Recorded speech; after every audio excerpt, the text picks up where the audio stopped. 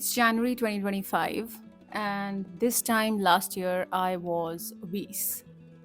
I weighed 86 kilograms and I had a BMI of 32 to 33. I'm no longer obese because I went on to lose almost 18 to 19 kilograms in a span of 5 to 6 months. And I'm making this video for anybody out there who is overweight or obese and is on a weight loss journey. And my only hope is that these things they help reduce the struggle that you face on your weight loss journey. So let's start with it. You have to learn how to use the law of manifestation to manifest the body that you want. When I started my weight loss journey, I started it with this one thing. Before going to sleep and after waking up in the morning, I used to close my eyes and I used to try and visualize the body that I wanted.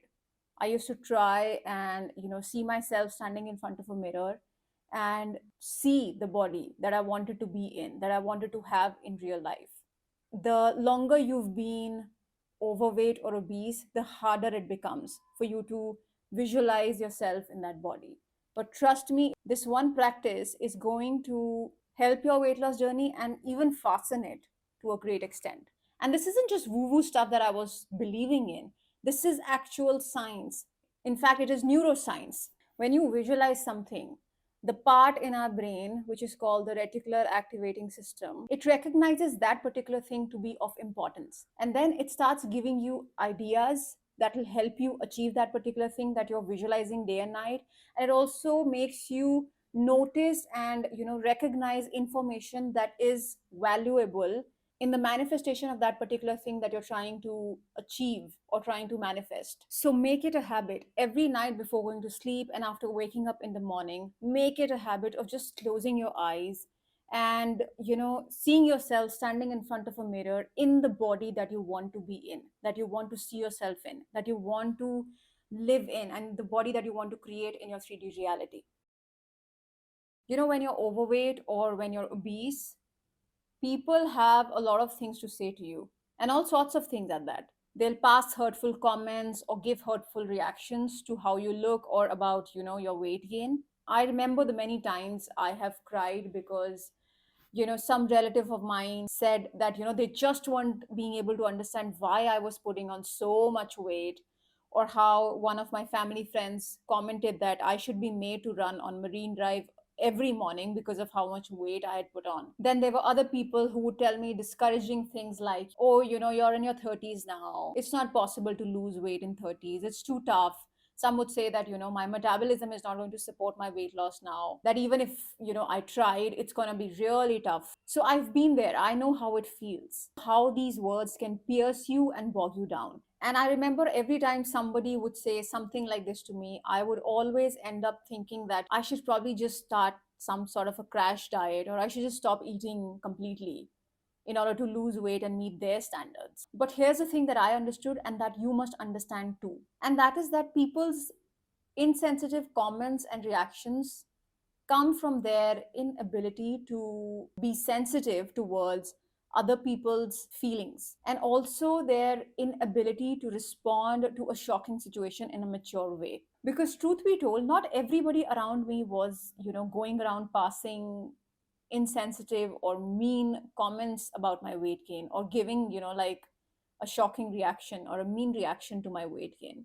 It was a handful of them only. Also, sometimes people have their own limiting beliefs in life that they tend to project onto you. For example, some people telling me that now you can't lose weight because you're in your 30s, or that your metabolism is not going to support your weight loss journey, or that it's going to be really tough for you. All of those are their limiting beliefs that they were projecting onto me. So just feel your emotions and let yourself cry if you need to, but do not let their words linger or push you into going for a crash diet, or into thinking that you will never be able to lose weight, or that it's really tough to lose weight. It isn't. No matter what anyone says, no matter how much you weigh, no matter how heavy or overweight or obese you are, no matter what age you're at, your metabolism will pick up as you begin to make a few lifestyle changes. I believe that I can lose weight at whatever age. I believed that my metabolism will increase, it will pick up with few lifestyle changes, and it did. So if you believe you can,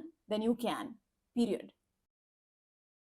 As somebody who is overweight or obese and is desperate to lose weight, and you hear people and weight loss gurus all over the internet tell you that you should follow this diet or that diet, you should completely stop eating this particular food group or that food group, you should not eat this, you should not eat that, basically painting normal eating as the main culprit, you are bound to fall into the trap of dieting. But as someone who lost 18 to 19 kilos in 5 to 6 months, let me tell you, you do not need to diet to lose weight. I did not diet. I ate everything that I wanted to eat. I ate home cooked food as well as outside food. But here's one thing that I did and that you should do too. I built a healthy relationship with food. I was able to lose weight whilst eating everything that I wanted to eat simply because I used to never overeat anything. I had realized that I used to overeat because of two reasons mainly. Either because my brain felt that I would not get the food item that I was eating again, or that it would doubt if it is ever going to get it again. So I would just feel like, eating more and more of it.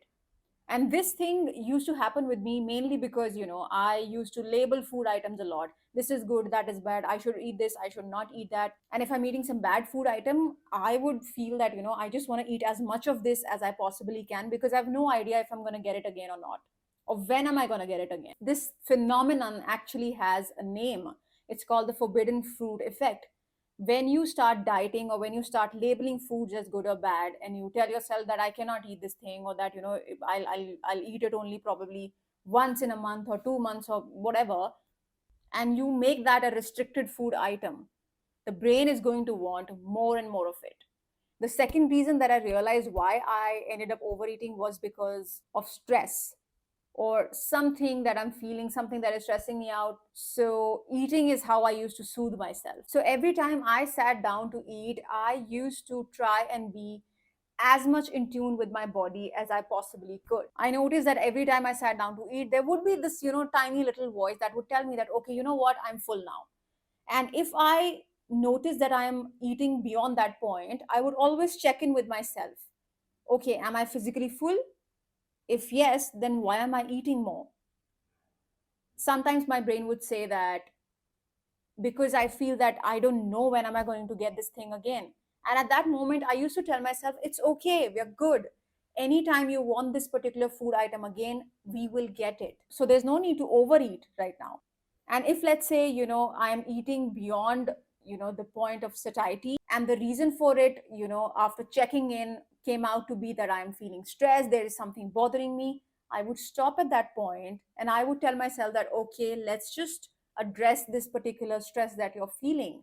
So I started addressing stress and any other emotion that I was feeling and not dealing with by talking to people. You can either talk to people, you can meet a therapist, and if you have nobody, then you can just journal. Journaling also helps a lot. So just to get to the meat of it, dieting is not required if you want to lose weight. Please change this perception, change this belief that you need to diet and leave food items or food groups in order to lose weight. No, that's not true. There are so many people out there who have been able to lose weight and keep it off without any kind of dieting. Also, understand this thing. If you cannot follow a particular way of eating or dieting forever, there's no point in doing it, because the day you stop doing it, all the weight that you lost is going to come back, probably more than what you lost. Aim for a long term solution and not a short term fix, and dieting is a short term fix. At the beginning of my weight loss journey, I used to think, like many other people, that I'll have to really do a lot of high intensity cardio, or just slog myself in the gym because I was an obese person. But that was far from the truth. High intensity cardio and body weight training are fantastic, but then the thing is, they were not working for me. I used to get very exhausted and tired after high intensity cardios, and I used to get bad headaches after high intensity cardios despite hydrating myself really well. And it was really tough for me to do any kind of weight training, because my body weight was so much that my own body could not handle that weight. And I used to always end up feeling extremely demotivated and discouraged after trying to do some sort of body weight training. I remember my mother once telling me very casually that you don't need to do all of this. You just, just do your household chores and your weight will come down. And I just, I just gave it a thought and I was like, you know what? This is not working for me. The high intensity cardio and everything. Let me just give the other thing a try. So I started walking. I started doing household chores. And I also, along with that, started doing Indian style mopping, wherein you squat and then you mop the floors. And these were the two things that actually helped me lose a significant amount of weight. I used to walk 25 to 30 minutes max, is what I could do back then. And also at night, almost 1 to 2 hours post dinner, I used to just walk, like casual, easy walking with music on. And I always used to put music on while walking because I never wanted walking to turn into like a punishment because I was this obese person. I just turned it into an activity that I really enjoyed doing. And I used to look forward to it. It almost became like a me time for me. I would always put on my favorite music and then just walk. And I also try to ensure that I am very much in tune with my body. If while walking I felt that, I want to walk faster, I used to walk faster. And the moment I used to feel that, okay, now I want to slow down a bit, I used to slow down. Even the mopping, the Indian style mopping that I used to do, I used to always put my headphones on and play my favorite type of music and then do it. So that also turned into a really fun activity for me. Indian style mopping actually helped me strengthen my muscles because it tends to engage multiple muscle groups, from your core to your legs, your arms, your shoulders, all of these. And I felt that it was easier for me to do compared to other weight training exercises. So if things like high intensity cardio and body weight training are not working out for you, probably because, you get too exhausted or tired, or because, you don't have enough muscle strength, or your weight is too much for your own body to handle, opt for walking, opt for household chores, opt for things like, Indian style mopping. They really, really will produce results. Believe you me, I've seen it. And you'll know how effective they can be only once you do them. It's a very natural tendency for overweight or obese people to stop dressing up. And this is one thing that I had started doing too. But do not do this. Don't wear baggy clothes all the time and do not stop dressing up. When you're overweight and obese, you anyway are not feeling very good about yourself. Your confidence is anyway at an all time low all the time. I used to wear only baggy clothes. I used to wear shabby clothes. I used to think that, I'm anyway not looking good. I've become so heavy. Why even bother dressing up? But no, you must dress up. Because I remember there was this one time when I just dressed up for some occasion at my work. And I remember people complimenting me and me feeling so good, feeling so much better about myself, feeling so much more confident in myself. Post that incident, I actually started dressing up for work. And every time I would dress up, I would have somebody or the other, compliment something or the else, that they really like the earrings that I was wearing, or that, my eye makeup looked really nice, or my hair was looking so beautiful, or my dress was so nice. And all of that helped me feel better about myself. It helped me feel good about myself. And it used to motivate me to do better for myself. It used to motivate me to continue being on my weight loss and, my fitness journey. We tend to think that, maybe the way that we're carrying or the way that we've gained is all that people are noticing about us when they see us. But no, people notice other stuff about you. Whatever you focus on is what people will focus on too. If you focus on looking your best, that is what people are going to focus on too. But if you just focus on the fact that, okay, I have this extra weight on my body and I am fat and I'm overweight and I don't look good, my face is so heavy and chubby, that is what people are going to focus on too. So you don't need to wear baggy clothes. You don't need to stop dressing up. Just start buying silhouettes that flatter your body, that complement your body, that look good on you. I used to think that, I'm going to dress up, I'm going to start dressing up when I lose weight, when I'm the weight that I want to be, when I'm back in shape. But that is not the correct approach at all. No matter what weight you are, no matter what shape you are, you must dress up. Because when you dress up, you'll look good, you'll feel confident, you'll feel motivated to continue being on your fitness journey. If you want to lose weight, if you want to get fit, you have to get rid of stress. And by stress, I mean cortisol, the hormone cortisol. The more cortisol you have in your body, the more difficult it is going to be for you to lose weight. When you are living a stressed life, there is high cortisol in the body, and that basically signals your body to start storing fat because your brain and your body thinks that you are in danger. That is why there's so much cortisol in your system, and hence it responds by storing fat. There are some telltale signs of high cortisol in the body. Things like, you develop a hump on your neck. Majority of the weight that you're carrying, the fat in your body gets concentrated in your torso, the abdominal area. Your face tends to become puffy and swollen. It can also cause swelling or under eye bags under your eyes, red purplish colored stretch marks on your lower abdomen or other parts of your body, hair loss specifically from the crown area, difficulty in falling asleep and staying asleep at night. So when I got to know that I had every single one of these symptoms, I started reading more about it. And that is, of course, when I realized that if I wanted to lose weight, cortisol had to come down, because as long as the cortisol in my body was at such high levels, my body will not let go of the fat that it is carrying. Overweight and obese people anyway tend to have high cortisol in their bodies. So you need to learn about ways to handle stress better and to reduce this particular hormone in your body. There are a lot of psychologists and psychiatrists who have put videos online on YouTube wherein they teach people how to handle stress better. If you are in a stressful job, do something about it. Either leave it or do something else about it. If you are in a stressful relationship, you need to do something about it. Seek therapy if need be. Learn better strategies to handle stress. Reduce your caffeine intake because coffee can lead to an increase in your cortisol. Start introducing things like chamomile tea. Drink it at night before sleeping. I used to do it and it really used to help me.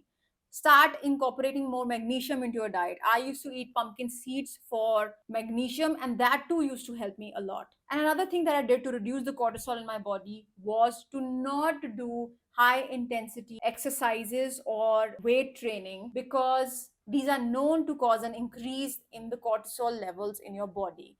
Instead, opt for other type of physical activities and workouts such as walking, could be swimming, could be yoga, could be doing household chores, Indian style mopping, which actually do not lead to such an increase in cortisol. So do what you need to, do what suits you best, but ensure that your cortisol levels come down. And once the cortisol levels come down, you will start noticing how quickly your body starts responding to everything that you're doing to lose weight and get fit. It is a known fact, and you can find endless studies about this online, that people who have emotional traumas or childhood traumas tend to have weight issues later in their lives. Any unresolved emotional or childhood traumas tend to keep the body in a stressful state. And stress means high cortisol. High cortisol means that your body will be signaled to store fat and not let go of it. I have seen a lot of documentaries and videos online on YouTube of people who are overweight and obese, and almost every one of them shared in those videos that they have some or the other sort of emotional trauma or childhood trauma that they've been carrying with them throughout their lives. They do not share them with anyone, but deep down, they still haunt them. And food is what they use to feel better. Food is what they use to feel good. Food is what they use to soothe themselves. So during my weight loss journey, I ensured that I was addressing any traumas that I had, and it really felt so light when I addressed the issues that I never used to talk about, issues that were from my childhood, issues that used to haunt me. Once they were resolved, I started feeling better about myself. I started feeling more confident. It was just a feeling of lightness overall. The sadness that I used to feel because of them, the loneliness, the low self esteem, all of that went away. And I no longer needed food to soothe these uncomfortable feelings or emotions. So, if you are overweight or obese, I would highly suggest that you address these issues. Talk about them with someone from your family or a very close friend. Seek therapy.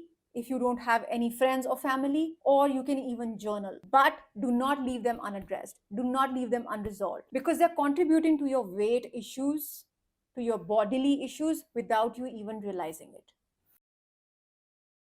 Stop comparing yourself, your body, to that of some celebrity that you like or some other person who you think has a great body. Look, no two bodies are the same. Two people of the same height can have different looking bodies simply because every body has a different way in which it distributes fat. And this is all governed by your genes. I mean, if I sitting here with the height that I was born with, the genetic makeup that I was born with, start thinking that, oh, Deepika Padukone's body is what I should be having, or is what I want to have, or my body is not good as long as it is not looking like hers. This is absolutely unfair. And this is just me setting myself up for failure. So during my journey, I decided that I'm not going to compare my body to anybody's because our metabolisms are different, our genetic makeup is different, the way our bodies distribute fat is different. I'm just going to try and make my body the best version of itself.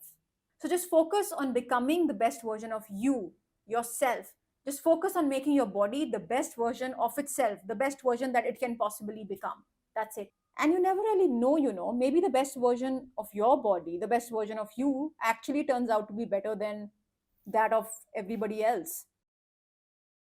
Every time I gave myself a deadline that, okay, I have to lose weight in 2 months, I have to lose weight in 1 month, I have to lose weight in 3 months, 4 months. Oh, there's a wedding coming up in 3 months. I need to lose all this weight and I need to look great by then. That's not going to work. It never works.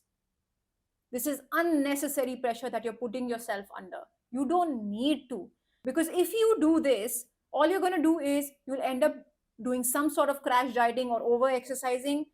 And obviously, none of that is sustainable in the long term. And you will end up gaining all the weight that you lost and probably more once you stop doing the crash dieting or the over exercising, because these things are not sustainable. So focus on building a lifestyle. That is what I did. I decided that I'm just going to build a lifestyle that I can follow forever. A lifestyle that will not only give me the body that I want, but also make me stronger. It'll make my body stronger. That imparts mental clarity and it improves my mental health. That feels good to me. That feels like something that I would want to continue doing forever. Focus on that, and you'll start seeing results faster than you think. I had no idea that all the things, the eating mindfully, the joyful walks that I used to take every morning and evening, the household chores that I had started doing, the Indian style mopping that I was doing, all of these things were going to produce the results that they did within a period of 5 to 6 months. I wasn't expecting it. I had just started enjoying doing all of these things that I almost forgot about the whole weight loss thing for some time. And within a month and a half, I started seeing results. My family started mentioning that, you look different than you used to. You're losing weight, you're becoming slimmer. So when you focus on building a lifestyle, on building habits that are sustainable, that feel good, you see results a lot faster than you think. And these results are not temporary, they're long term. They are there to stay. This is it from my side, guys. Everything I share today came right from my heart. And I really, really hope everything that I shared helped reduce the struggle that you may be facing on your weight loss and fitness journey. I'll see you in my next one.